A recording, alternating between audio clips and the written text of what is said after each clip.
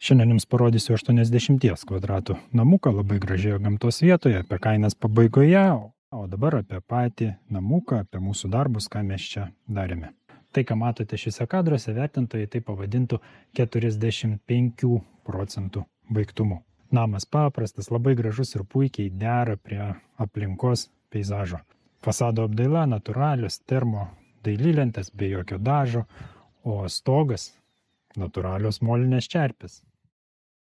Viduje matome konstrukciją, dar nešiltinta, nesandarinta, grindys nebetonuotos.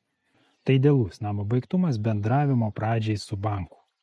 Tai, ką jūs čia matote, mes padarėme per 4 savaitės ir užsakovui tai kainavo be pamatų apie 60 000. Su pamatais užsakovui šiuo atveju nepasisekė, juos atlikome ne mes, jis pats ieškojo subrangovų ir truputį liko nusivylęs. Standartinė tokiam namukui pamatų kaina yra apie 10 000, o šiuo atveju gavosi net 17.